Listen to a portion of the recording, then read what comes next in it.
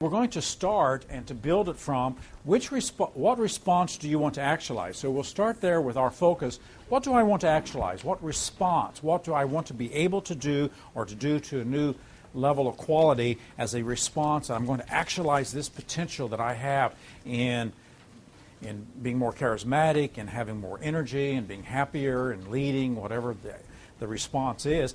And of course, if that's the response we want to produce, then as we backtrack, then we're going to come back to what state do I need to be in so that I can do that.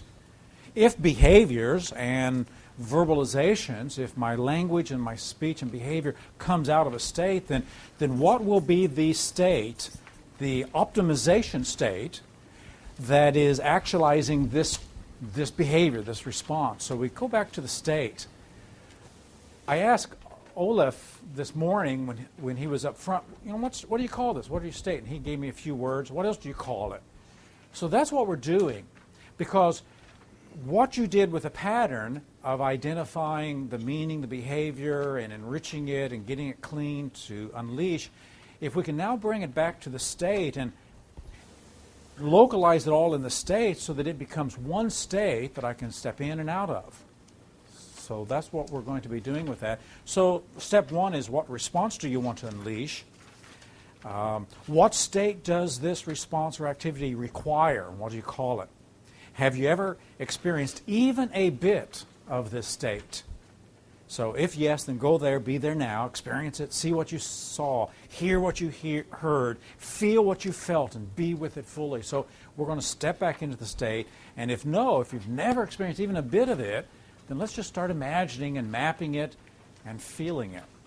So that's the beginning place. Once we have the state, we want to make sure that it's truly meaningful. So step two is going to be moving up into the levels of meaning and doing that. So we're going to ask in your mind about this state, what's the meaning? And what's even a meaning about that meaning? And what's a meaning? So we're going to go up and get meanings and intentions. So all the questions of step two is going to be looking at what does this response that you're in the process of unleashing mean to you? What else could it mean? What's the highest meaning? What's the intention? And all the meanings. Then we're going to do something real special. Having solidified that, we're going to be stepping in and out of this state. Stepping in and out. If you've done a circle of excellence, if you've done a sphere of excellence, then getting in the state and making snapshots. What's it like? How do I see? How do I hear? How do I feel? And snapshotting it, and then stepping out, shaking it all off, and then maybe even editing it from out here. What am I like? How do I move? Well, and then sliding into that state and taking it on. So we're going to do that several times. John Grinder calls that, Judith Delosier calls that, making an impeccable state shift. So when you step out, we just let this go and slide out so that we take none of it with us and it's protected in that sphere, and then step in there and take that on. So this is turning it on and off so that I have access to it and protecting it. So we're going to be stepping in and out of it, practicing this. To make the distinctions. When am I in it? When am I not in it? What am I thinking? What am I saying to myself? What's my physiology? How much of the state do you take with you when you step out? Most of us, when we're in a great state, the temptation, the intuitive thing, is that when we're in a great state, we'll just keep it with us. And when somebody's knocking on the door, we just take it with us. And when you're on the phone, we keep it with us. But eventually that starts to dilute it and prevent it from being distinctive. So how much did you take with you when you stepped out? We'll keep doing it until I didn't take any of it with me. And this will create a sense of self-trust. I can step in there and be there anytime I want. It's my state. I created it. I know the physiology, and I know all the frames that support it, the meaning frames. So how confident are you that you can turn this state on at any time that you choose? So we'll just keep moving back and forth. This helps us to be able to handle interruptions. Because when we get interrupted, oftentimes we don't protect our state by taking just a moment. So I mentioned earlier that when the phone rings in my office, I always take just a moment, just snapshot where I am, and then I step out cleanly. So that if I'm on the phone, I'm present there. Or if I'm talking to somebody, I'm present with that person. So we're going to do that cleanly. And so we're going to step in and out to coalesce that optimization state. Once we do that, once we have the state pretty well identified, we'll enrich it with other aspects of the matrix of frames. So we'll go through world, time, and others. So contextualize this optimization state for your unleashing. Where do you want to experience this? So in what world will this be operational? Where do you want to experience it? Where would you not want to have this? So this will be a state that you won't want it all the time. When you're crossing the street, going out there across the street, you probably don't want this state. You'll want a more sensory-aware state. What context of life, personal, work, career, parent, do you want this? What emergencies will you allow yourself to use as interruptions to the state? What events will you not allow to interrupt you, that you'll just screen out? So that deals with where, time, when to have the state. When do you want to experience this? How short of a time are you willing to step in, experience it, step out? How long of a time?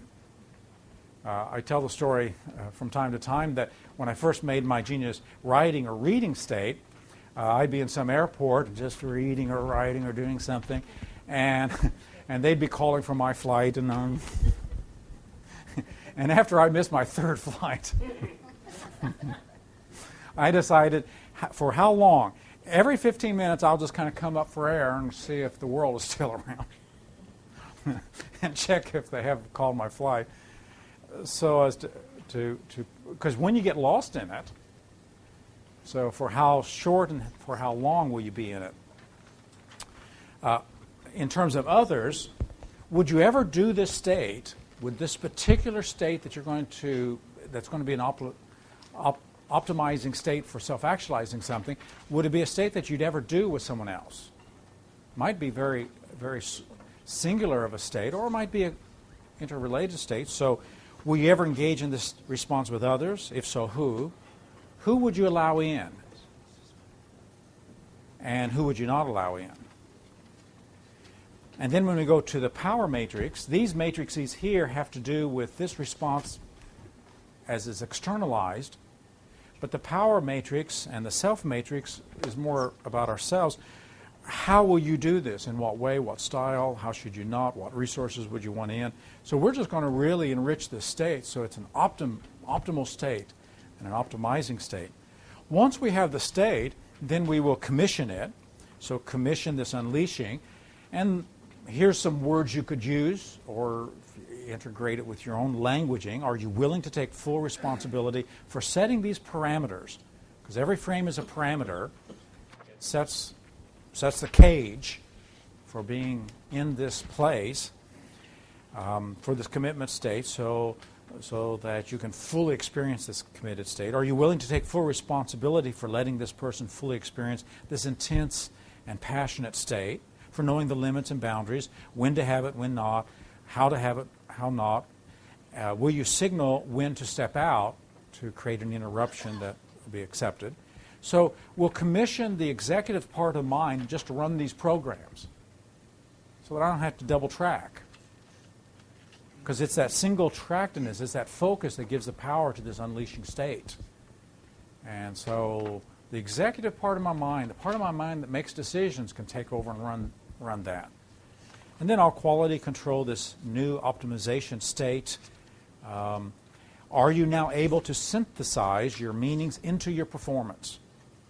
As you think about the direction this optimization state is going to set for you, and the way it will enable you to keep on self-actualizing, are you aligned with this? Do you feel that this state is now even self-organizing? Because we're setting the self-organizing attractor frames. Show me the full embodiment of the state. So that's what we're going to do with this. And when we're done, we will be in the state of engagement, and all these mental levels of our mind will just be operating in the background, and we will background it so much that they go away from our awareness, and we're of one mind doing whatever it is that is optimizing and actualizing whatever that potential is. So we're going to get engaged with something, whatever you're unleashing, and so we could call it an engagement state, a passionate state, and a commitment state. Engage in a sensory awareness with one thing, and the higher levels are there operating, but you're not double tracking. So this is another way playing around with a genius state or a flow state to get into that state and just turn it on. So let me do a demonstration with this, and then we'll turn you loose to step in and out and really create the state that will support whatever you unleash this morning.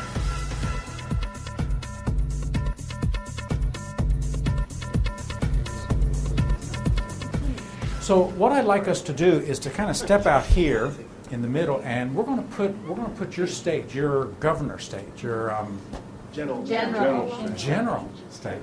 We're going to put it in one of these chairs so that when you're there, you can take that plan and then put it in action. Now we may step out of the chair once we get there, but we'll start there at least to put it in that state. So out here, what we want to do is to use this as kind of a place of neutrality, because when we step out and you're in that general state, when we step out, we want to just get back to just a neutral state. So yesterday we did the witnessing state. Yeah. Give me witnessing. What's the physiology of witnessing? And just witnessing something. If you were going to look around the room for all the reds, just witness the red colors, or the greens, or the blues. So if you get in that state where you're just witnessing and no commitment to it, you're not trying to do anything, you're observing. Yep. So notice the breath of observing and the muscle tension of observing, because we're going to use this as a creative place that when we step out, we want to come here and just be okay with ourselves and neutral. Okay. So we'll call this the neutral state or the witnessing state.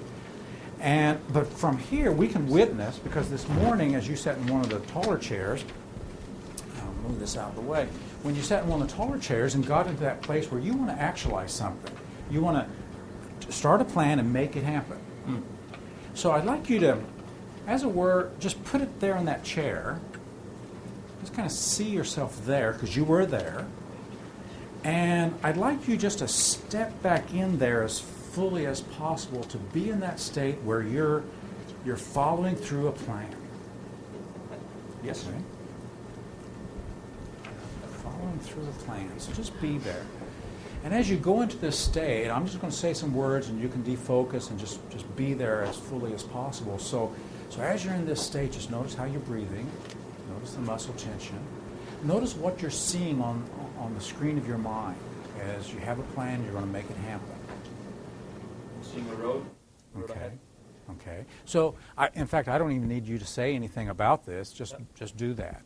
So listen to whatever you say that helps you to be in this state. If there's any words, I'm just going to make this happen, or whatever. And notice the physiology, the breath, and the muscle tension.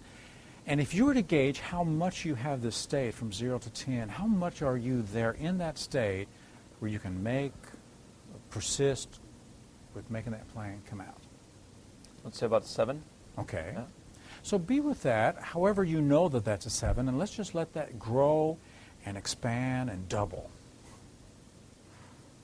Yep. Okay. Yeah, adding some joy to it. Okay. So as you do whatever you need to do, let me just invite you to imagine a circle, a sphere, because it's really your space, and like a state, it's just your state of being there, so that whatever energy is in this state, just let the energy, joy, whatever the energy is, the planning, the making it happen, just let that energy just vibrate, as it were, as an energy field. And then just let it grow and until it's at the kind of intensity, the kind of passion, the kind of level that really supports you.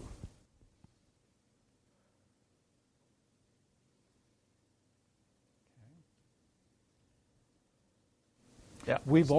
already reviewed, and you already know why this is meaningful, but just be there and rise up in your mind to why this is meaningful. What does this mean to you when you're here and you can make this happen, actualize this, and rise up to the level above that? So whatever is the meaning, go to the higher meaning, and we'll just keep going to the highest meaning of all, and the highest intention. Why is this important? Why is this significant? Why will this make more meaning in your life? And just as you know that in that part of your mind, experiencing it at this part of your body.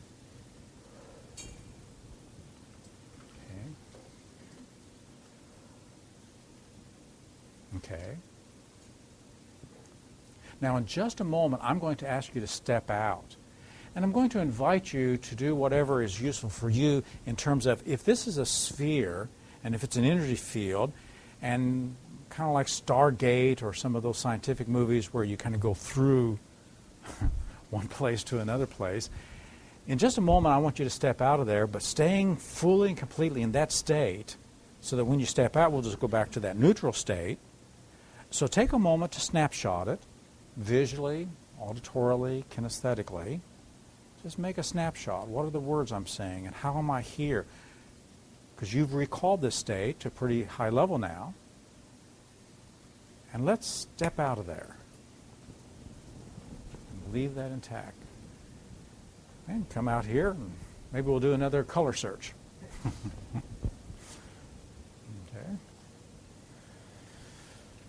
So, how was that? That was good. Okay. That was good. How much of it did you bring with you? 15%. 15%. Not 16? No? No. Okay, 15. Just about right. Okay. So, how do you know, and don't answer this out loud, how do you know you brought 15%? How do you know that in your body that you brought that out? So just recognizing that. Let's do some editing as we turn around and you can see yourself there in that state, whether here in this room or back in real life when you're doing this kind of a thing. And if you could edit into yourself, edit in your mind, so that being in that state is more attractive, compelling, desirable, and just exquisite the way you want to be there. And when you're ready, when you feel that pull, just slide back into that place.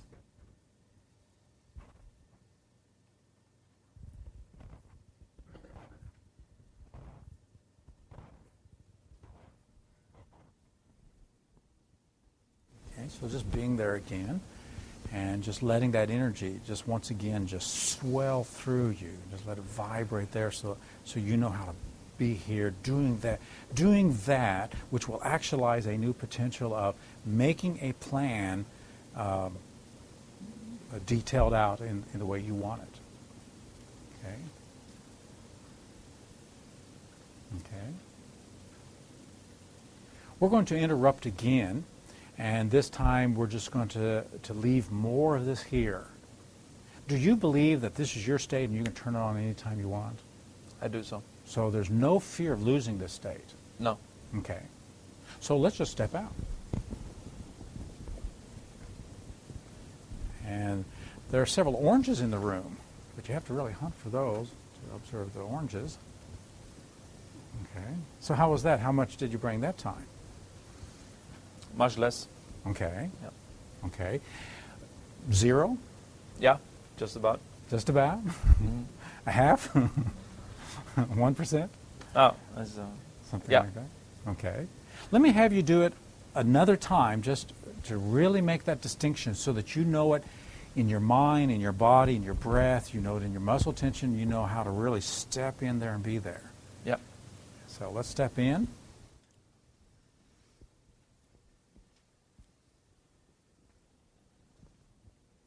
And so being there fully, you're doing it in the sitting down position. Would you ever need to be in this state standing up? Yes. Okay, so let's stand up and just keep that state, just maintain that state. And your sphere, that energy you're putting out, this is your optimization state for that particular response you want to actualize. So Yeah. as you notice it, just what's that like? What if you walk through the world with this? Well, you walk through the world with this state, so that you even have the walk of it. Yeah. So you can take it wherever you want to go. Never leave home without it. Feels good. Turn it on as you will. Yep. And then if something happens and we need to talk to Randy, we can just come over here, step out of that state, and just be in an observing state and greet Randy and Hello, just have Randy. a little conversation that has nothing to do with that. And then when we are done with our conversation with Randy, we can step back in there. Yep. Okay, so how's that? It's good. Okay. Well, let's do a little bit more work with it. So if you'll step in that state and just sit down in that state, I'm going to ask some questions. Don't answer them out loud, but just know inside. And you can look at me if you like, or you can just defocus and think about that plan that you're going to make happen. And as you do, where do you want to do this at? Where would be the context and the places in your office, in different contexts of your life to do this, have this, and actualize that? And where would you not want to have this? So the part of your mind that decides, that makes up your mind to know when to have it, when not, what's inside and what's on the outside. So where to have that, in what context of your life, personal, career, work, health, fun, recreation, just what context would this be really powerful and useful, and what you'll just keep out there and not use this for that. So the context. What interruptions will you allow in?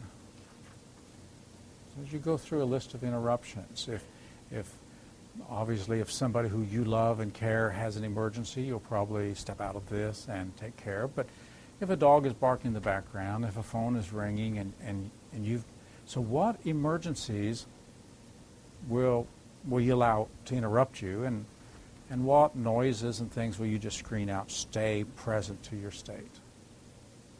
Okay. When to do this? When will be related to where. So when to do this? How often? How often?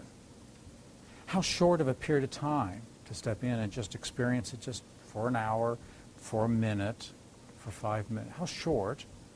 How long? How long just get lost in there? So what's the parameters as you set those context parameters for the time length? We've talked about the time, the scheduling, and making things happen. So how often, how regular, what kind of repetition would be useful for this? There's the context of others. Would you ever do this with another person? Who? Who would you let in to share this optimization state? And who not? Not them. So who's in and who's out in experiencing and you sharing this with them? The personal powers that you have, the capacities that enable you and empower you, what are the powers, the resources, the capabilities that enable you to do this really effectively? Earlier we went through a lot of those powers, so as you just make your checklist of the powers, the resources, the joy that you'll bring to it, doing it bit by bit, and the other resources, and you can add any resource that you'd like. So what would texture and qualify to make it just really a wonderful thing? And what skills do you have that you wouldn't bring to this, that somehow wouldn't be quite appropriate? So the powers. And your sense of self. The frames you have about your value, your worth, your identity. Who are you when you're doing this? So your sense of self. So just let all that just kind of settle down, because you got a lot of frames that support this. Some you built this morning, some you're building now as frames that enable you to be in this state. So I'm going to ask the part of your mind that makes decisions, the part of your mind that decides the pathway you're going to be operating from. That part of your mind chose to come here to this workshop. That part of your mind has chosen to learn NLP and learn these kinds of things. that part of your mind that makes up your mind, is it willing to take full and complete responsibility to let you have this, to run these frames when and where that's appropriate if you already have decided? Yes. Okay, so if you have that sense inside, think that part of your mind, because it's setting a frame now. That part of your mind, is it willing so that you can just be single focus and not have to double track? Okay, that part of your mind, as you move on and make things happen and do that and get some feedback, is it always willing to be learning to make and refine this to make it more elegant and more exquisite? Certainly. Okay, so think that part of your mind, however you do that, just that acknowledgement.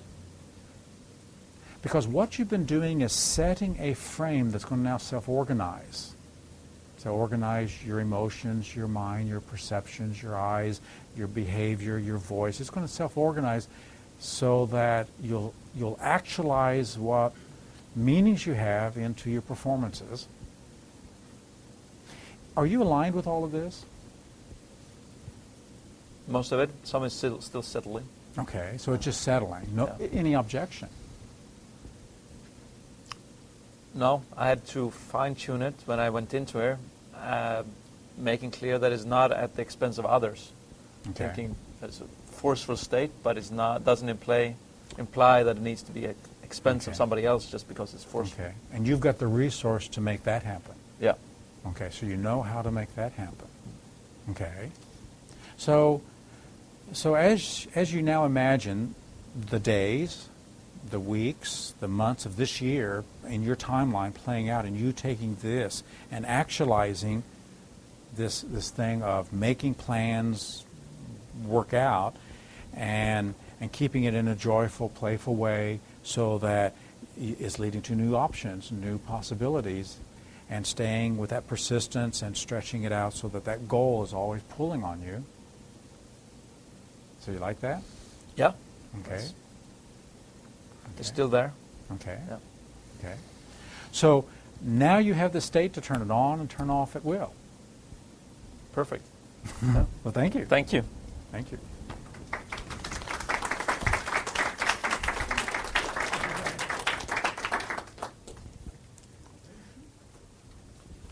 Alex, did you finally get a copy of this? There's a copy. Several don't have it. There were 60. So maybe there's some were sitting on the floor or some chair, maybe some empty ones. We'll look around. We'll get a copy to you if you're good. So this is the genius pattern we do in neurosemantics. We've adapted it a little bit to connect it to your self-actualizing, so it's a state from which you can make that actualization occur. Any questions on the process? I have a question. Like a state for me was like getting things done, taking action on the planet, kind of like what he was dealing with. Okay. I would always want that unless I was relaxing, like watching a movie. But So when not to have it? so that would be like the only time though, because most of the time, like when I wake up, I want to jump into that and start working on the high priority things to get Okay. done. So when not to, when you're relaxing, would you want to be in that state when you go to the bathroom? Get something done.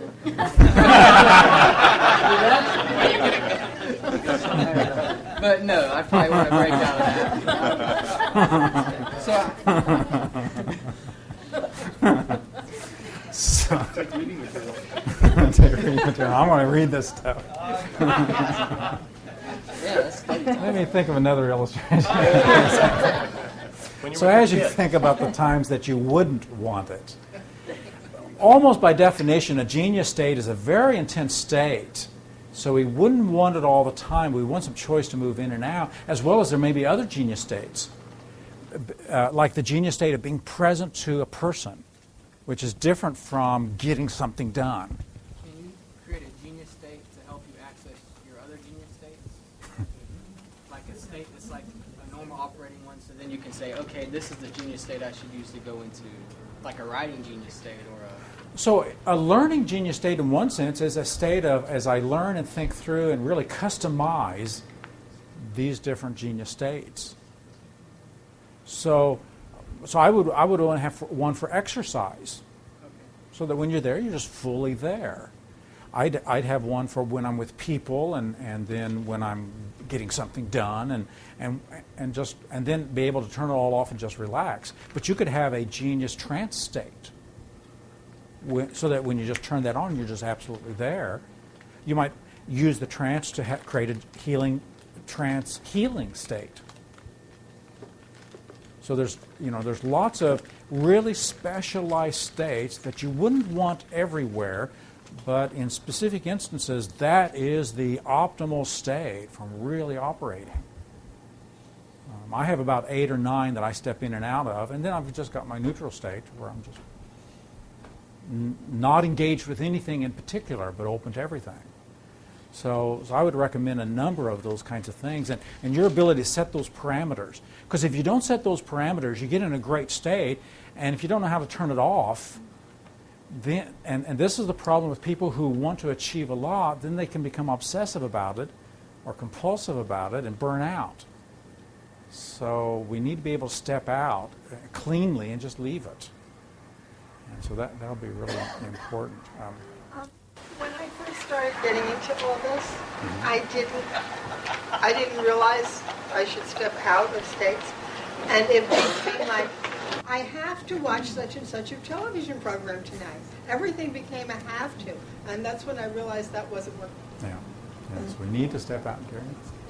I'm wondering if there are I'm wondering a couple things. One is, the first thing is, somewhere in the process, should there be a permission step somewhere where we give ourselves permission to really optimize our Okay, if a person needs that, then yes.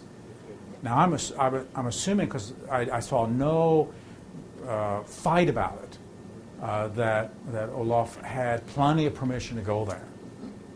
But if you have any sense that I might be afraid to step into and experience that much engagement with something. Right. That's first thing. The second thing I'm wondering is if there are any natural occurring models for this type of state that we could, kind of, look at and get a greater understanding. I couldn't think of one, but it seems to me there should be one. So this morning I mentioned going to the movies as a natural model. Have you ever has a friend or a loved one or a relative come into town, you haven't seen them for years maybe, and they come in town, and whether you go to a restaurant or in your home and you're having a conversation, and it seems like 10 minutes have passed and you look and it's 4 hours. You are so lost. So that'd be a natural, engaging kind of commitment state that you're in that flow zone. Or have you ever had something on your mind and you just had to express it or write it, and you started doing it and you got lost? So anytime you get lost and it's a positive state would be a natural occurring state like this. If you've done athletics, you probably know how to do this. I used to coach boy and girl gymnastics in Grand Junction. My daughter was going through gymnastics, and so I took on and started working with a girls' competitive team. And it amazed me, some of these 13 to 14-year-old little girls, we'd go through all the thing, and I'd spot them, and they'd jump and move around.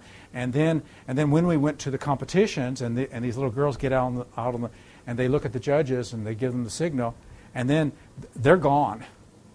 Whatever noise is in that building, they don't hear it. And for 2 minutes or 3 minutes, whatever their floor exercise is, they just explode. And then when they land, so we've got the neurology to do this, to just get absolutely lost in that moment and engage. But we need to set some frames that give us permission, that set some of these parameters. And that's what this is about. One of the Lindsay. natural states is you haven't seen a friend in 15 years, and you pick the conversation up and the relatedness, like it was just yesterday that you talked. I mean, we all have that as an example of, we just pick right up. So that's a naturally occurring state. Joy? When I get into zone, a lot of times in that frame, and the time issue, everything goes by the boards. I get so locked into things sometimes that, just here 3 weeks ago, we were supposed to take the dog to the vet. And first thing I know, it's 4:30 in the afternoon. The vet closed at 5. I can't get there in time, and I lose myself in that stuff. It's so lost. They don't know when to start, how to step out of when I get lost like that. So this is where once you set the time parameters for when to do it and how long to do it and how short to do it, because if you don't set those parameters, that lostness, you can just get lost. So setting those parameters is going to be really important. And as I said, when I travel, it's every 15 minutes I'll check. Yeah.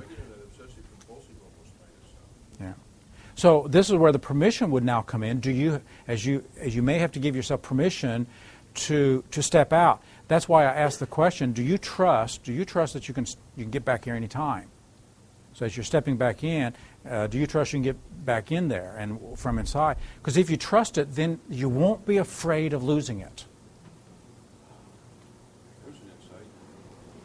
I worked with a young actor in Sydney, did some coaching. He came to one of our trainings, and he had been sent because somebody he played in the Matrix movie, the second movie, and he came and he had 5 states as an actor that he could turn on like that, and I said, show me. So he showed me anger, and he showed me tears. The tears just started, I said, how do you do that? And he said, well, I've got my, and I said, he had truth. 3, so he showed me that, and I said, so what's the difficulty? He said, I keep them. I just hold them. And I've got high blood pressure now. I've got tension. I have, preoccupied. And I'm having trouble learning one more new state that I can use as an actor. And so he wouldn't even let me touch any of the ones he had. So I said, let's just invent something. So we played around with a new state, and so we stepped in and stepped out. I anchored it kinesthetically and with voice and some other things. And then when we fired the anchors and he could have it again, he said, let's do that with something else. So we did that with something else and did that 2 or 3 times until he got that sense of my states. So then we could step in and out of his genius actor states of sadness and anger, because then he set a frame. I can trust myself. I can get there anytime I want. So I can step out. So the ability to step out is really, really important, and it may be permission, but it also may be I trust myself. That's why taking the snapshots. Once you get in, take the snapshots visually, auditorily, kinesthetically. How did I do this? So when I'm typing, get interrupted, I just take a snapshot where I am and step out. And then, kind of like 15 years ago, with that family member I was having that conversation, I just step back in and pick it up. So it is anchoring, and as you anchor in all systems, then it's a redundant anchoring system. Like walking out of the office at the end of the day and leaving all the clients' problems there, not taking them with you. Yeah. So if you can do that, so that'd be a good. If you got that as a good example. I do have that. Okay. If you're painting, if you're an artist and you're painting, since it's right brain and right brain has no concept of time, almost every artist has an alarm clock in their studio, because until they get hungry or have to go to the bathroom, they're going to keep painting. Yeah. So if they will set a time frame, they can do that and not have to wait there. Have you ever gone to a training? You need to get up and catch a flight at 4, and you naturally turn over and it's 3:55. How'd you do that? So we can send commands to our nervous system, and then that higher level of the mind just run the program. I had a client a number of years ago, a young girl. She was 8 when I first met her, and she didn't want to go to school, so we worked with that. And the big complaint was she's such a deep sleeper, and so Mom and Dad just had to wake her up and put water on her and try to get her up to go to school. And I saw her when she was 13, about the same kind of a problem. And so then I didn't see her anymore for many years. And I was in a grocery store just in town, and this young woman came up, and she had a baby with her, and I didn't recognize her, and she said, so she came up to me, and we got talking, and then I remembered, and she had this new baby. She was 17 or 18 at the time, just very young, and so I said, well, what about the sleeping? Do you still sleep really deep? And she says, that baby can be crying in the other room, whimpering in the middle of the night, and I'm sound asleep, and I'll hear it. How does that? at some executive level of her mind, she said, that's my baby, I'm responsible. She set that frame, and now when she's unconscious, the signal can cue her. So that's the power of our neurology. If you were working with someone who is obsessive compulsive, you would maybe work with something else, not with the thing that they were obsessing about. Let's say their work or whatever, but you would have them, take them through something else, unrelated, so that they could build their trust in that, or would you just go Well, ahead? if they need to build their trust, Yeah. but I would go right for that very thing, value it, that here's something that's very important, but now you're obsessing about it, and set some frames, and see if they can set those frames. Just test to see if they can actually step out of it, step back in Yeah. to the very thing. Okay. So any questions on how to do the process? Let's do that one. We'll come back and do some debriefing on the use of it. I guess I'm still obsessing about self-organized. One of the questions, do you feel that this new state is now self-organized? So, What does that feel like? so whenever we set these higher frames, especially the meaning frames and the intention frames, meaning and intention sets something to be self-organizing in human experience. So your highest intention gives you those eyes for what you're about and what you're doing, and it'll self-organize. So earlier I mentioned about if your child was lost in the mall and you set that intention, it's going to self-organize the way you move. You may not be feeling good, and suddenly you got the energy to go do. It's going to self-organize, and you can pinpoint and look for that child. It's going to self-organize. That we organize around our intentions, and that'll foreground whatever that intention, that meaning is, and it'll background everything else. So that it'll self-organize. Because in terms of logical levels, the higher levels run the lower levels. This has to install really good. So we go up intentionality. To get that big why and to get those reasons, and then we integrate that down so that now attentions do service to intention, and that sets a self-organizing attractor. Our perceptions self-organize. You've seen the old woman, young woman picture, the Gestalt picture, and something is organizing that at the perceptual level. Some lines, some drawings, some shading, and you see it one way, and then when someone says, no, that's not the neck, that's the mouth, and it self-organizes perceptually. Well, we self-organize conceptually by abstraction, by whatever we value and declare meaningful. And this is where meaning, whatever life means to you will self-organize you. And this is another facet of the whole meaning dimension. Whatever you say is meaningful. If the most meaningful in the world is not to be hurt, it'll self-organize the way you interact, the way you talk, the way you behave. So this is where meaning, and the highest meanings are self-organizing attractors. Now that's a whole nother workshop. Because we've got a lot to talk about that, but that's kind of the short version. So let's get busy with this. This one won't take as long, I don't think, if you'll build it upon what you already did. So let's do 15 minutes. Let's do 14 and a half minutes each.